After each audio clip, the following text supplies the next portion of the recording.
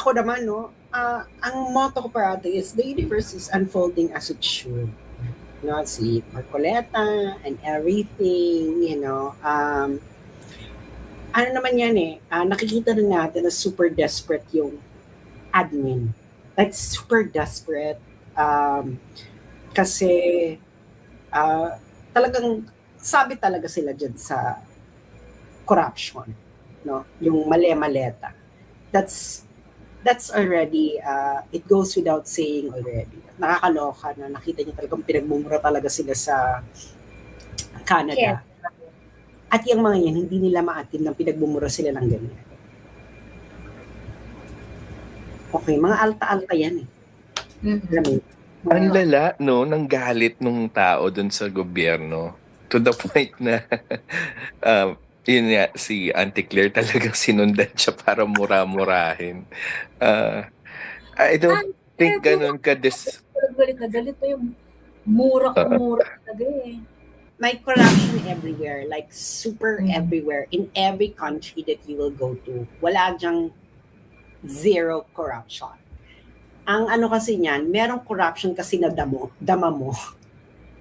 May corruption na, may corruption na to, ganon. Alam niyo yun, may corruption na tong level na to. Yung tipong, halimbawa, dito sa China, grabe ang corruption. Like, everyone knows. Kaya nga nailikin si Xi Jinping because of anti-corruption issue. Marami talaga na tegi. Pero ang ano kasi niyan, pag pumunta ka sa China, parang, may corruption na to? May corruption pa. May corruption na tong level na to? Talaga? Paano pa kaya kung talagang sobrang bumaba ng corruption. Kasi guys, may mga corruptions kasi na actually kaya medyo idol. Gusto ko rin si Ate V. Kasi si Ate V, may interview yan before. Sabi ni Ate V dati na nung governor siya, sabi niya na hindi ko sinasabing malinis ako. Pero sinasabi ko sa mga tao ko na ang para sa tao, ibigay niyo sa tao. Ganyan, sabi niya, ibigay niyo sa tao. Yung mga for the boys. Iba yan, sabi niya ganyan. Iba yung for the boys. Ganyan. Kasi may mga, ano ba yung corruption sa ibang bansa, no? Na, halimbawa sa Netherlands, ang level ng corruption, ang modus operandi kasi ng corruption. Kung ano yung budget, yun talaga ibibigay dun sa, yan talaga yung budget for the infrastructure, whatever. Hindi yan mababawasan. Saan nanggagaling yung corruption? Sa bidding. Kami ang kunin mo, ganyan. Pero para hindi malatang corruption, pipiliin nila na, okay, nagbigay ka, pero kailangan maganda ka. Para pag nagawa yung infra, hindi masisilip, may corruption to kaya nasira. Kasi doon unang-unang napubuko.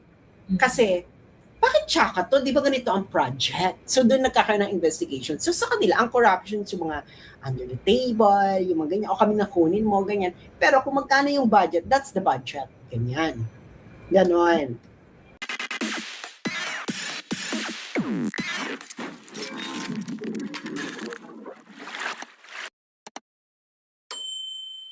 Good morning, Miss Joey, Miss As. Hindi, actually, gusto ko lang magbigay ng Luneta Levels Fearless Forecast ko. Pasintabi sa mga kakubol natin dito sa DDS camp. Pero ako medyo pessimist yung view ko, ha?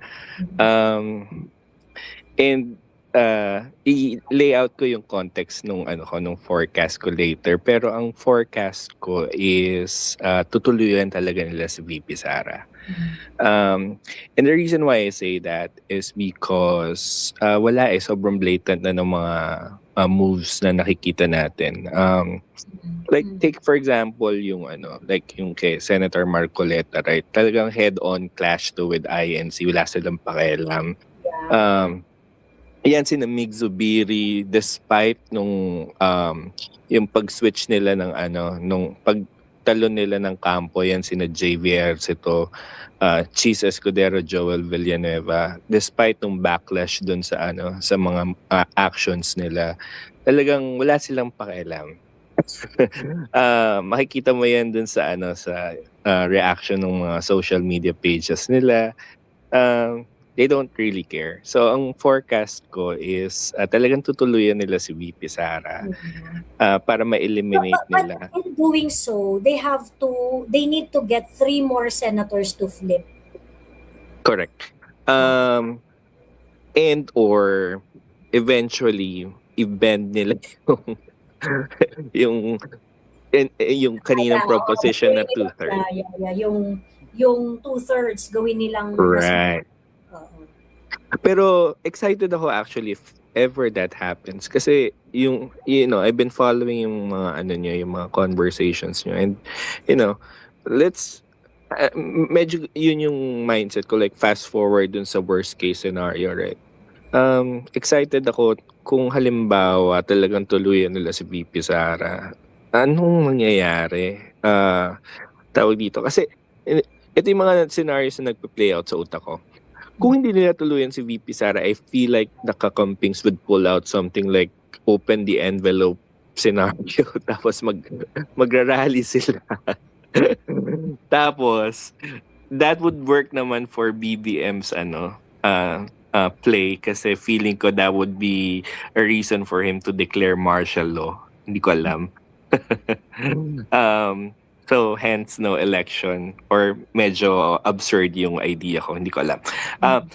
Or kapag naman tinuluyan si VP Sara, yun tayo naman yung lalabas sa kalye, and then eventually BBM will still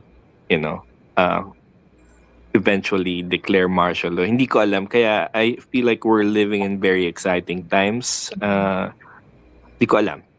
Yun lang.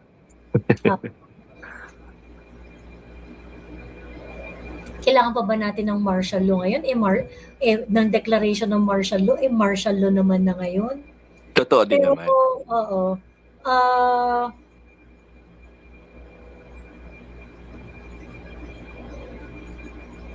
Tingin ko, hindi na sila magde-declare ng martial law. Pero tuloy-tuloy lang sila dun, if ever hindi na sila magde-declare ng martial law. Kasi maraming limitation yung martial law pag nag-declare ka. So, ang gagawin na lang magtatawag na lang yan ng AFP at saka magtatawag na lang yan ng military kung wala niya trip. Correct, sorry. What I mean by martial law, yung essentially what they did, Senate siege, KOJC, yung use of full force nung military. That's what I meant, sorry. Ayun, pero let's just assume na halimbawa ma-eliminate si VP Sara. Excited ako dun sa part na magbabardagulan yung Kakampings tsaka yung Marcos. I don't know kung ano yung kakalabasan because if ma-eliminate nila si VP Sara, saan pupunta yung DDS camp? Lumipat sa kanilang sa either or. Correct. Ito nga ang problema nila I do not know if you've seen my previous lives before mag-start yung impeachment trial, na itong impeachment trial na to, this is really a diversionary Isa sa mga main purpose niya is to be a smoke screen para hindi pag-usapan yung flood control, tsaka yung iba pang mga kapalpakan ng BBM administration. Kailangan nilang isentro yung Duterte. And while they are at it, of course, islander ng malala si VP Inday. Ganon.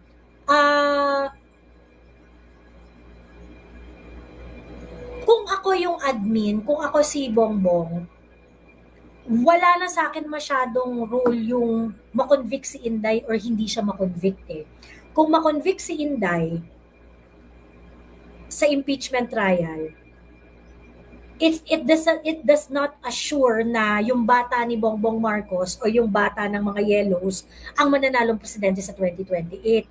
Simply because, like what you said, hindi mo magpupuntahan yung mga Duterte supporters sa kanila. 'Di ba? Kanino magpupuntahan yun? Magpupuntahan yun kung sino ang i-endorse ni Inday. Correct. At saka ang dami pang mga Deus Ex Machina. Sa inyo ko lang narinig kaya confident akong gamitin. Meron pa mga ganong moments na halimbawa, mga what ifs na si Zaldico biglang lumabas. Hindi ko alam kung gaano kataas yung chances ng mga ganon scenarios, how that will play out. Halimbawa, si Zaldico would come out to really pin down si BBM tsaka si Martin. Or the other one that I'm thinking of, which is I'm not hoping for, is pag na-text si Tatay Digong. So yung mga ganun. But either ways, I'm very excited. Medyo na-adopt ko na yung I think yung pagka-chill ni Sas tsaka ni Jan Suwing in all of this. And excited lang ako that we're living in very exciting times. So, yun lang. Ako naman, no, ang motto ko parati is the universe is unfolding as it should. No, si Marcoleta and everything, ano naman yan nakikita na natin na super desperate yung admin. Like, super desperate. Kasi, talagang, sabi talaga sila dyan sa corruption. No? Yung mali-maleta. That's already, it goes without saying already. Nakakaloka na nakita niyo talagang pinagmumura talaga sila sa Canada. Yes. At yung mga yan, hindi nila maatim nang pinagmumura sila ng ganyan. Okay, mga alta-alta yan Alam mo, Ang lala, no, ng galit nung tao dun sa gobyerno. To the point na, yun nga, si Auntie Claire talagang sinundan siya para mura-murahin. I don't think ganun ka Galit na galit na yung mura talaga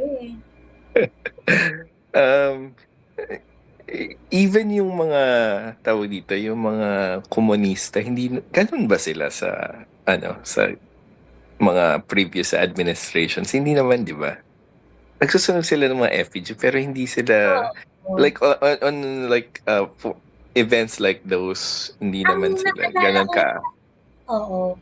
Ang naalala ko naka-experience ng ganyan abroad, si Harry Roque, nung nagpunta siya sa New York, nagalit na galit yung mga liberals na dati niyang kakampi na gusto siyang ipa-expel sa international kineso-kineso ng mga lawyers, yung mga ganun.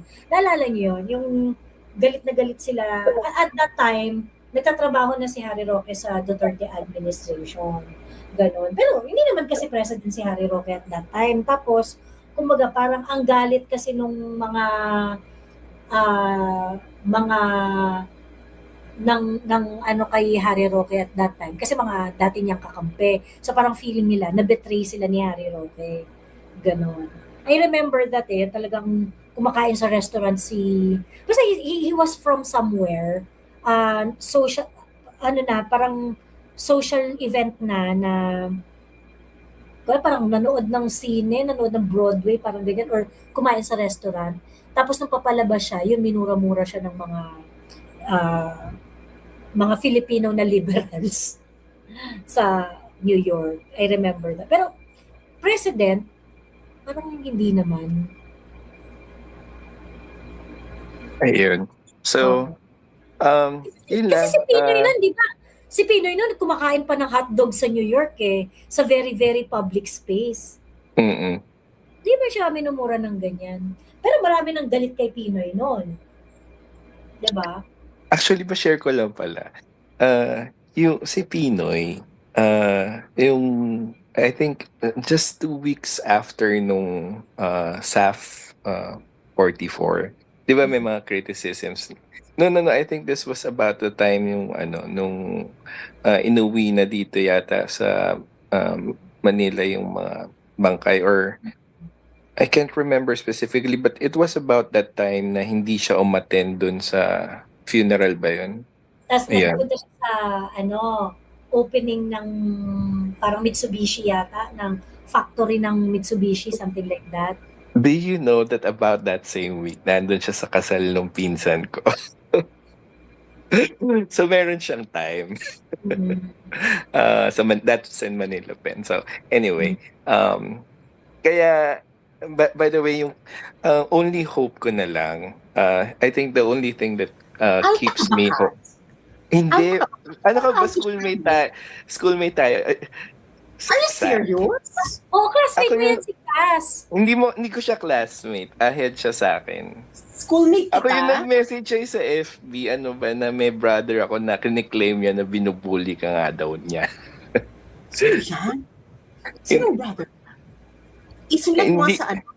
Isulat mo nga sa private chat. ah, ito.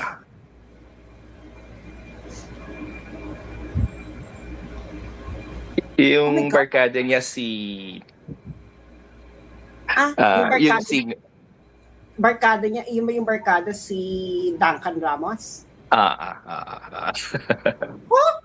ano ka ba? Nakakaloka yan. Oo, naalala ko na yan. I think that was 2017 mo ata sa akin sinabi, 2018. anong 2000, yung Oo. election period. Anyway, what keeps me something. hopeful? Di ba kinikwento ko rin na the whole family is very pink. You know what? So I haven't been talking to my parents about politics. Surprisingly, this past few months, they had a change of heart. With the exception of my brother. Tawag dito. Kasi hindi talaga mag-make sense sa kahit sinong straight thinking na Pilipino what the kakampings are doing to ignore yung corruption dito sa BBM administration. So, yun na lang yung parang yung parang glimpse of hope ko that people are actually aware of what's happening. And I don't know kung saan pa pupunta yung yung anger na yun. But yung kanina yung sinasabi ni Sas na I don't know if BBM will be able to end his term gracefully. So anyway, looking forward to the future. Ayan. Anyway. Pero hindi ako alta. Yung yung napang-asawa ng pinsan ko, yun, Chinese, alta-alta, ganyan. Tapos nandun si Pinoy. Nakakaloka lang yung kapatid mo, ha? Na sinasabi, naalala ko yan. Diyos ko, day. Di ba nag-ano nga? Ang kina-claim niya, kinulong ka daw daw nila kayo. Hindi ko alam kung ikaw lang or Hindi ko nga siya kilala eh. Exactly. Hindi ko kilala yung kapatid mo. Ikalawa, super bait sa akin ni Duncan Ramos. As in, super bait. And then, di ba, ewan ko naalala nun yun. Kasi sinulat ko yan, di ba, dun sa... Yes, ko, diba? nag-reach out ka kay... Tinag ko si Duncan Ramos. Tapos sumagot si Duncan Ramos. Ano ka? Tapos sabi ni Duncan Ramos, ano ka ba? Ikaw pa yung aming binibini. Sabi niya. So parang pero at that time, I think he was just really trying to make a point of dahil siguro kasi we were having conversations on about go ahead. Pero Kaz, if ever na assuming for the sake of argument, na totoo yung nakinulong niya ako sa CR. Sa CR. Kinulong ko sa kanyang bisig. Oo. Kinulong sa CR or whatever. Ang tanong doon, so pinapakita niya yung ugali ng isang kakampi. True. Actually, ito nga, nakakatawa kasi within our family. So just the other day, nag-usap kami ng parents ko. So every time na wala yung kapatid ko, ayan na, yung parents ko magdadakdak about how they hate yung yung mga thought leaders ng camping now na sobrang hypocrite na. Yan si Reese, yan si sina Lacson, yan. And I think, you know what? Wala nga akong di ba sinasabi nung iba na kausapin, di ba naalala niyo yung time na yun, nakausapin natin yung mga family members, start with an actual conversation. I didn't do any of those. Nangyari na lang siya simula nung ito, yung mga recent turn of events. Naban na lang sila on their own. Kasi parang, I think yung turning point nila was yung Blue Ribbon Committee. Yung how it was handled. Because it's so obvious na kahit sino naman yata ang bobo, naiintindihan ko sino yung pinagtatakpan dito. I mean, who in the right mind would not think that Martin Romualdez is actually innocent in all of this? I think yun yung breaking point dun sa parents ko na talagang gagawan to. Pero I Ano think sabi yung ng parents mo? Anong change of heart ng parents mo? I think nakikita nila, yung common baseline namin ngayon is that all politicians are corrupt, no exemption. No exemption. And basta, no exemption. Yun yung baseline namin. But yung level of corruption during Duterte's time versus now, and how the kakampings are actually conniving with the current administration is the most disgusting thing. I think yun yung nila. Yun yung current point of view nila ngayon. So so kakamping sila before? Oo, silang tatlo. Ako nga, naalala mo ko yung message ko sa FB, parang ako nga lang yung parang DDS dun sa family namin. Tapos nung medyo natatalo yung kapatid ko dun sa mga namin, at least debates on policies.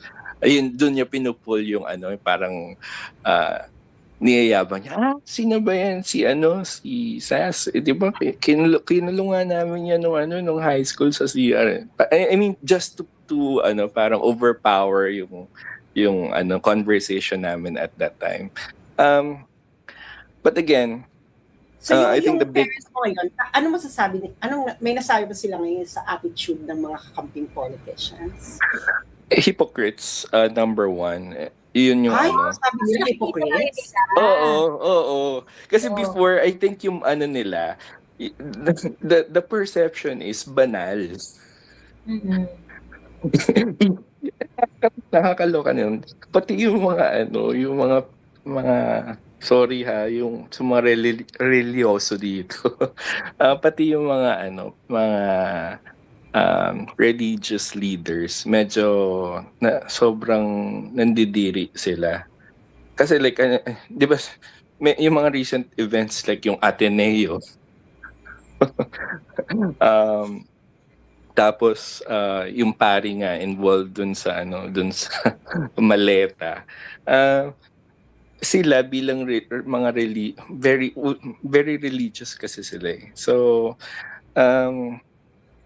I think eye-opener sa kanila itong Blue Ribbon Committee na everyone's part of the mafia. Lahat ng institutions ngayon who are actually quiet dun sa massive corruption are part of the mafia. Tapos nagbago yung point of view nila kay VP. With VP, Ayaw pa rin nila kay no. They're actually more sympathetic now kay VP. I think yung nila, yung tawag dito, yung nag-convince sa kanila is the fact, yung Meralco. yung Meralco, kasi laki ng kuryente nila. Sabi ng gano'n. Tapos, itong parang nag-announce na naman na mag-i-increase yung Meralco. Kasi, so ganito yung mga flow ng conversation namin. At least si Duterte, anti-oligarch, na pinoprotektahan yung interest ng mga common na mamamayan. I think sa mga katulad namin, yun lang naman yung mga importanteng issues here eh. And again, like I've said, I didn't need to do any convincing to change their minds about what's happening now or yung perception nila of what good leadership is. So, ayun lang. Good for you. Good for us. That's good for our cause, di ba? Anyway, I think naman you have to be really, really like Lovely Granada in order not to see that this is already bullshit situation, no? Talagang Hindi Bullshit. nakakaganda yun, di ba? Parang, wow, lovely Granada level ka of ka-hypocrite. And I think hindi talaga nila ma-beat yung ano yung hindi nila talaga makuha yung ano yung sentiment kung bakit galit yung middle class tsaka yung ano yung lower middle yung mga mahihirap. Hindi nila magigets yun ever. Mm-mm. So, yeah. True. Yun, yun lang. Go ahead. Sige. Yeah. Anything else? Yun lang po, Miss Joey. Yun lang yung forecast ko. And sana, hindi ko alam kung anong mangyayari, pero excited ako. Para ako nanonood ng teleserye. Okay. Actually, exciting. And unpredictable sa totoo lang. Mahirap i-predict kung ano yung mangyayari in the next coming days. Ayun. Anyway, thank you very much, Cass. Ay, meron pa na ako sasabihin. Ang tawag dito, actually, ako sa totoo lang, gano'n din yung default ko sa mga politician, ano, yung mga politicians natin, ang default ko talaga dyan sa lahat ng mga yan is, lahat yan, in one way or another, nag-engage into corrupt activity. Mm-mm. That's just the truth, ano? That's just the truth. Wala dyan na 100% malinis. Okay? Even PRRD, sinabi rin ni PRRD na di mo masizero out yung corruption eh. Di mo kahit si PRRD, parang, di ba? May ano rin siya eh, yung nahihilot rin siya to certain extent. Alam mo yun, may understanding siya that there is really space I'll give one. space in corruption na hindi mo talaga siya 100% mazizero out. And I think, look at our politics na, ay, maghanap tayo ng walang corrupt. Wala ka talaga makikita. Girl, talagang puputi lahat ng balahibo ng uwak. Wala kang makikita na 100% pristine. Diba? Correct. Na masisigurado natin na pristine. And I think that's where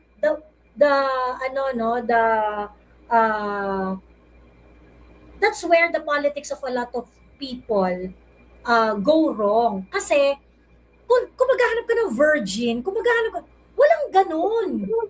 Correct. And to prove your point, I think yung one thing nag-stand out sa akin, yung dun sa panahon ni PRRD, ang major turn-off ko sa kanya was yung time nung yung kay PNP Chief Sinas ba yun? Yung mataba? This was during COVID, I think. Parang meron, yung break ng protocol ba yun? Marami kayong nagaling kay PRRD nun. Oo. Correct, di ba? And we were all vocal about it. Pero in the grander scheme of things, ano ba yung mga importante sa atin na na mga policies? I think yung sa karamihan ng Pilipino, yun yung conversation na mas importante para sa kanila. And alam mo ba, Miss Joey, na surprise ako. Di ba kasi sa LGBTQ++ community, if you're not a kakamping, medyo outsider ka, ganyan. Pero na-surprise ako. One time na umakyat ako dito sa sa live mo. Yung nauna sa akin, yung nilaloko nila na parang gwapo daw sa TikTok noon. Basta I forgot na. Natatawa ako kasi hindi niya alam na DDS ako. Pero magkabarkada kami. Sa live mo. Diyan pa kami sa live mo nagkita. Nakakatawa yun. Magkabarkada kayo? Magkabarkada kami. Tapos, secret pala siya. DDS pala siya. Hindi rin niya alam na DDS ka. Oo. Nakakatawa yun. Siguro maraming ganyang magkakabarkada. Siguro maraming... Oo, hindi nagtatanungan. Alam mo na nung nandun ako sa Manila, when I was in the Philippines, before pumunta dito sa Beijing, kaya pumunta ako ng ano tong bakla? Ano tong mga drag show? Yung sa Nectar. Yes.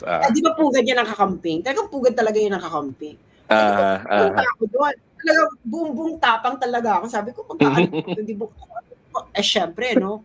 pugad nila yan. Kung pwede nila akong sigawan or whatever. Ay, ano ba lang sa akin? No, uy, Sas, alam mo, ganyan. Alam mo, tama ka dun sa ganyan. Pero mga ano to Nectar, Emerald. Nectar folks, sabi ko, in fairness, sabi ko, so wala sa kanilang walang nag-attempt, parang, talaga, the Actually, you'd be surprised. I'm Ang dami. pretty sure a lot of kakampings have a secret.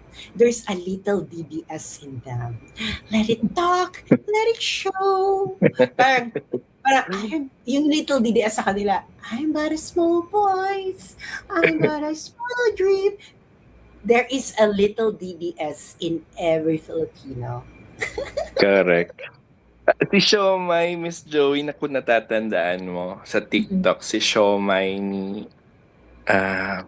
basta Siomay yung username niya. Tawan-tawa ako. Binessage ko siya. Sabi, DDS ka pala. Sabi niya, di na siya nag-explain pa. Para sabi niya, wala kasi magawa eh. Kasi nung kabatch mo na kilala ko? Message ko dito sa Okay. private. Pero nakakaloka yung parents mo, Kas. Unti-unti, nagsasalita na yung I'm but a small voice, I'm but a small dream. Ang kanilang, the little DBS inside their heart. Nakikita mo ba yung So, 2 batch lower ka pala sa akin. Oo. Si Sas, natatandaan ko yan. Hindi, kasi nangyari sa akin, grade school ako, beda, tapos lumipat ako ng, I think, high school lumipat ako ng school, yung brother ko na iwan sa beda, tapos college bumalik ako. I think yung very last interaction ko was yung time na nagre-recruit ka for Lion King. Ano yung Lion King? Bakit? Lion Queen! Lion Queen! Why hindi ako nag-recruit sa Lion Queen? I'm not part of it. Hindi ba? Parang, No, hindi ako yun. Iba yung sinasabi mo. hindi. So hindi ka na, hindi, parang I think yun lang yung mga short, yung mga small talks nung time na nag-visit ka. But that was about the same time na magra-run yung yung Lion Queen. Pero hindi ako naging part ng Lion Queen. Gusto ko niya ako sumama. Sabi ko, ayoko nga. Ayoko nga. Ayun. Ano yung Miss Gay sa San Beda na underground before? Kasi nga may pink form noon. Anyway, dito, Kas, lipat na tayo kay Marvin. Yes po. Tindahan kay Marvin. Ayan. Thank you. Maraming salamat. Ano lang, no, parang close ko lang yung point ko tungkol doon sa how I do my politics. Kasi kagaya nga nung wala kasi masyadong parang flowers and roses sa politics na merong pure, merong ganyan. Walang ganon. Kasi nga, unang-una, yung sistema natin flawed eh. Yung sistema natin, hina-hina ng mechanism para magpalayas ng corrupt. So, para maghanap ka, for me, napaka-naive mo kapag maghanap ka ng virgin na parang, ay, hindi, dito tayo sa hindi kurakot. Parang, wala akong makikitang ganun. 'Di ba? So, ibig sabihin, kung hindi papasok sa standard ng kahit kanino na makakita ng pure na politician or pure na public servant, ano yung next best thing? Tingnan mo kung sino yung nagdi-deliver. Yun ang labanan. Yung nagpapagaan ng buhay ng mga Pilipino, yung mga sige, kung merong nagnanakaw, ganyan-ganyan, merong ganun-ganon. Hindi ko sinasabi na okay yun. Pero ang sinasabi ko, sa mundong corrupt, na hindi naman natin mapigil-pigil na tumigil sila sa pangungurap, para maubos natin yung korupsyon, simulan natin kung sino dito yung may pinakamalaking nagagawa para sa taong bayan. Ganon. Kasi at the end of the day, ang gusto mong mangyari is ma-improve yung buhay ng mga kababayan mo. 'Di ba? Dapat ganun yung, for me, ganun dapat yung measure. And kapag meron akong nakakausap na, ay hindi, corrupt yan, kineso, ay ganito, ganyan, ganyan, ganyan. Okay, fine. Walang problema. Pero if you're not going to look at the, if you're not going to look at the actual result of a public servant, ano ba talaga yung naambag niya para sa ikabubuti ng buhay ng mga Pilipino? Eh wala. Chinuchuri-churi mo lang kami. 'Di ba? Which is, at the end of the day, walang silbi yan para sa buhay ng mga ordinaryong Pilipino. So, yung mga churi-churi na ganyan, pagkatapos yung mga churi-churi on how you're going to minimize corruption, kineso. But you weren't able to put it into action. Huwag tayo mag-bullshitan dito. 'Di ba? Hindi, ang totoong buhay ng mga Pilipino, hindi pang churi-churi lang. Ang totoong buhay ng mga Pilipino, nakikipaglaban sila sa, in many instances, life and death. Ano yung ikabubuhay nila, ano yung ikamamatay. Pag hindi sila nagtrabaho ngayon or hindi mo nabigay yung mga basic na pangangailangan nila, that's going to cost him their lives. And yun yung importante. Ano yung mga bagay na nagawa nung sinusuportahan mong politiko para baguhin ang buhay ng kapwa mo Pilipino. And if you cannot give me an example kung ano yung nagawa ng mga politiko ninyo para ma-improve ang buhay ng normal na Pilipino, huwag niyo akong paandaran ng mga virgin na style of politics ninyo. Ganun. So, ayun, sabi ni Strictly, tama Miss Joey, ganyan ginawa ni Mayor Binay sa Makati. Talamak ang mga under the table dealings niya, pero he makes sure damang-dama ng constituents nila yung pag-provide ng gobyerno ng Makati. Sabi ni Strictly, I'm not saying na na parang, ay hindi, piliin na lang natin yung corrupt na namimigay. Hindi. Pero ang sinasabi ko is that, kung merong dalawang corrupt, yung isa, corrupt na namimigay sa tao, at saka yung isa, corrupt na nagmamalinis, pero wala namang nagagawa sa tao, sino yung better option dyan? 'Di ba? So, huwag nyo kaming bigyan ng option na wala, kasi walang malinis. Walang hindi corrupt. 'Di ba? Sino hindi corrupt? Si Mama Lenny, hindi corrupt? Yung incompetency corruption yan. Yung tingin niya ninyo, napakalinis ng 500 million na Jesse Robredo Coliseum repairs. Tigil-tigilan niyo ako.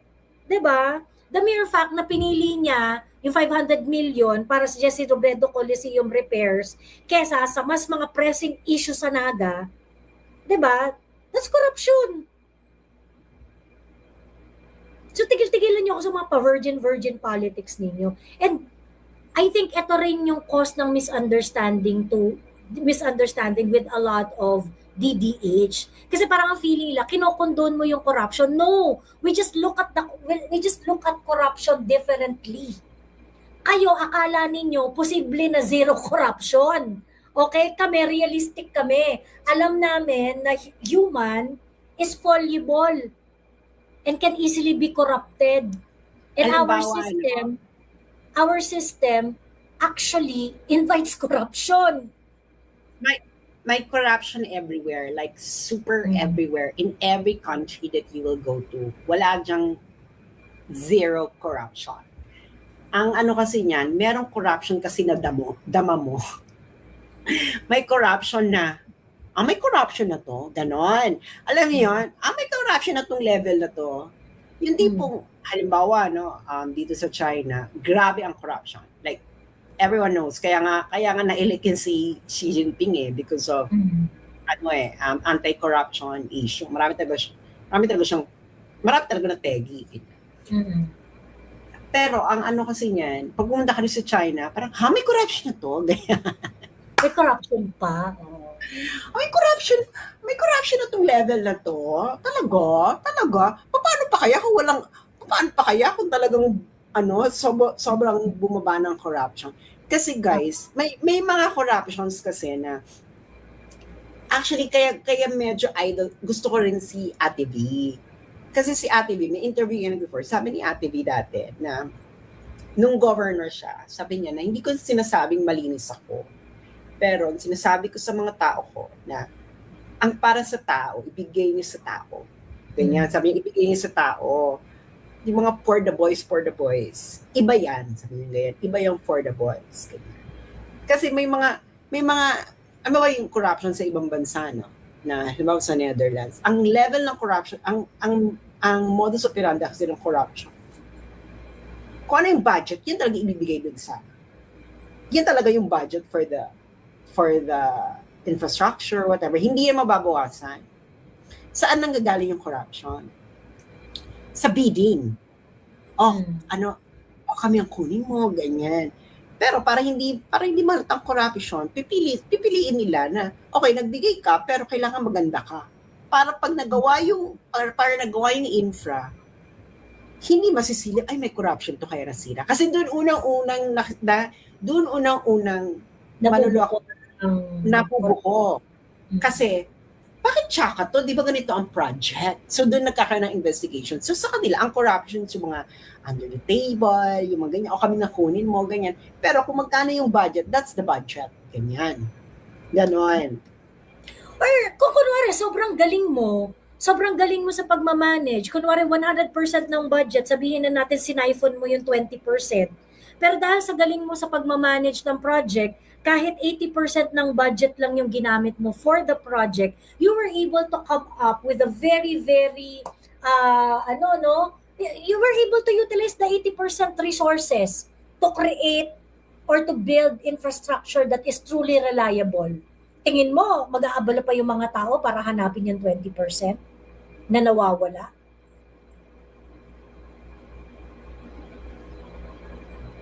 Diba? So, ang ano kasi, masyado kasing naive yung, kaya ayoko ng pink politics eh. Kasi yung pink politics masyadong pa-virgin, masyadong ang linis-linis ko, parang, tangina nyo, kasaksakan rin kayo ng mga korap eh. Diba? Ayaw nilang i-acknowledge yung fallibility ng humans. 'Di ba? Tayo bilang tao, sa totoo lang, may mga kahinaan tayo. 'Di ba? May mga kahinaan tayo, makukurap tayo. That's just fact of life. Pagkatapos maghahanap ka ng virgin, maghahanap ka ng walang bahin. Ulul. 'Di ba? maghahanap ka perfect. Wow, perfect ka. Ayun. So, yun lang.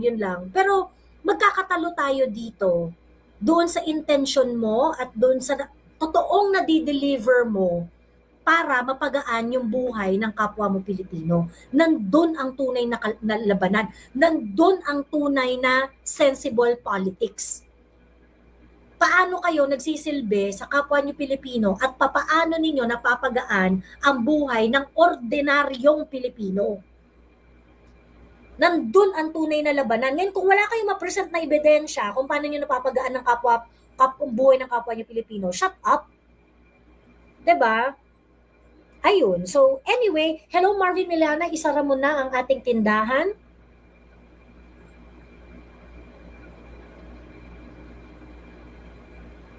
Hello Marvin. Andiyan ka pa?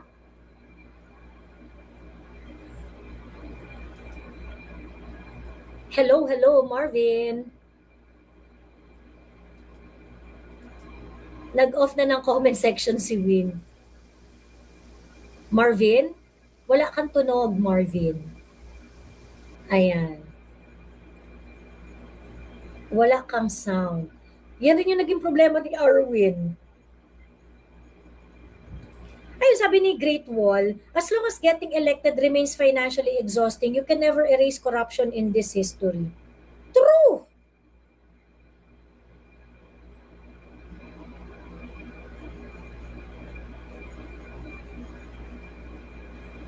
Ayan.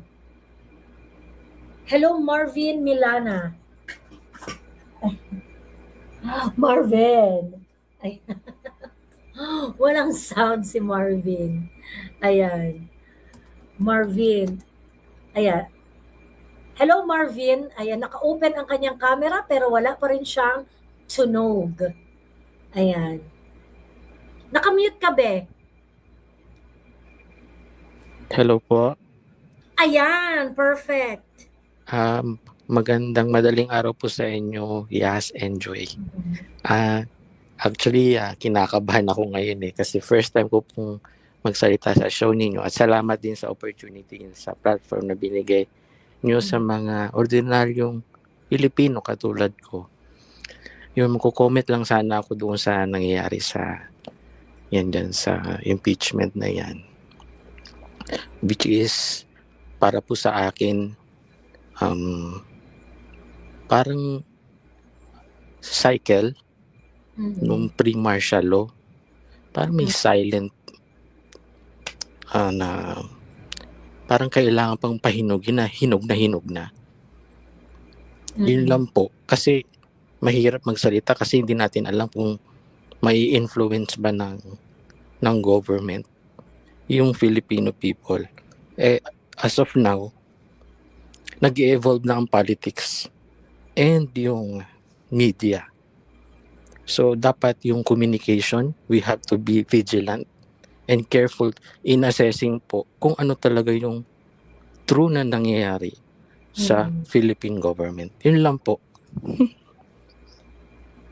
Correct, true. Actually,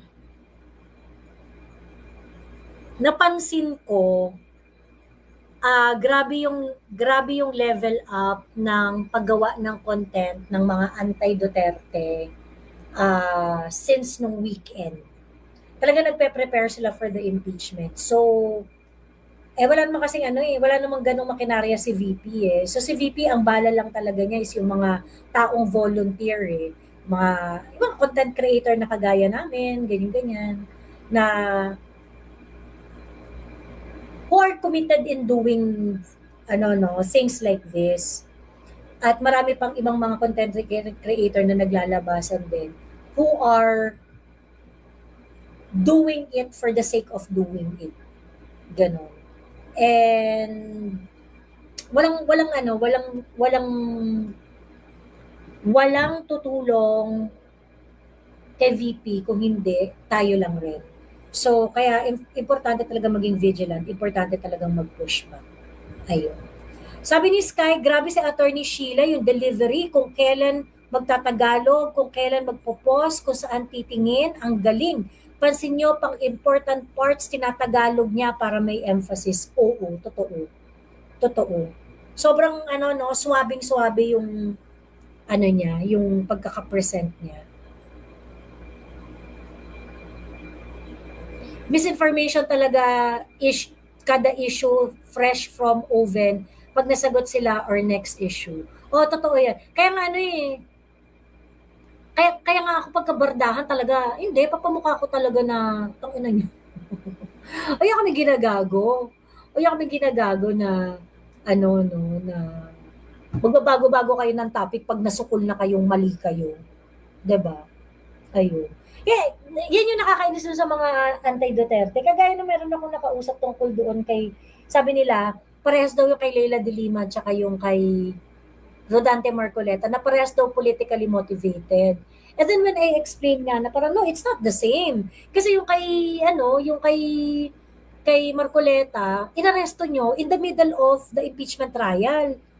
Diba? Obvious na yung impeachment, yung pag-aresto ninyo is para hindi siya makaparticipate sa impeachment trial. Yun, politically motivated talaga yun. Ngayon, yung kay De Lima, tinrato si De Lima ng maayos, meron talagang war on drugs during that time, ang kaso ni De Lima ay drugs. Diba? Hindi naman winalang hiya si De Lima ng bonggang-bongga. In fact, inalaw si De Lima na magbendalo ng mga bagay na papabor sa kanya. Diba? Kasi kung At si De Lima meron siyang office sa loob ng kulungan nakaano siya sa Krami hindi sa Bilibid or sa NBI facility siya, hindi siya sa Bilibid. At saka siya, girl, nakakapagsulat-sulat pa siya, nakakapagsulat pa siya ng mga nakakapag-post pa, nakakapag-eme-eme pa siya ng, di ba may mga kababayan, yung handwritten note. Yung mga sulat-sulat na message for the public, ganyan. So, pwede ba? True. Saka si De Lima, nung hinuli siya, nakiusap pa siya, sabi niya, pwedeng sandali po muna, gusto ko munang pumunta ng bahay. Para Kasi gusto niya makausap yung apo niya ata, yung mga anak niya, kasi meron siyang mga apo na parang special child or something. So pinayagan pa siya, pumunta pa siya ng bahay niya. Oh,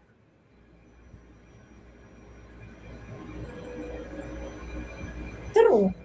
So, may mga dami ng bendalo ni Delime, pero yung bendalo ni Delima, pabor sa kanya. Pabor sa kanya. Inayaan siya magbendalo, pero pabor sa kanya. 'Di ba? So, tigil-tigilan nyo kami, no? Tigil-tigilan nyo kami sa mga etchos balungos ninyo. Ayun. Yun lamang. Sas, meron kang pa, closing remarks bago tayo mag-end live? well, ang closing remark ko is, sa flip top battle na ito, ang points ko ay 3 points kay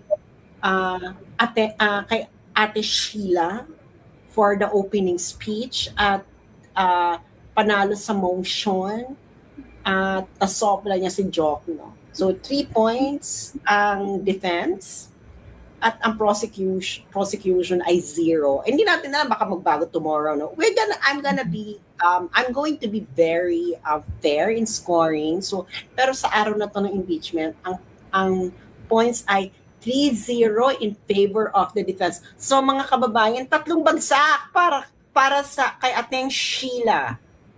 Correct. 3 bagsak. Lahat kayo, gusto ko marinig. Lahat kayo, 3 Tatlong bagsak. palakpak dyan. Tatlong palakpak dyan sa comment section. Bagsak naman, para kay Ateng Sheila. Ganyan. At ang masasabi ko lang kay Auntie Jerville.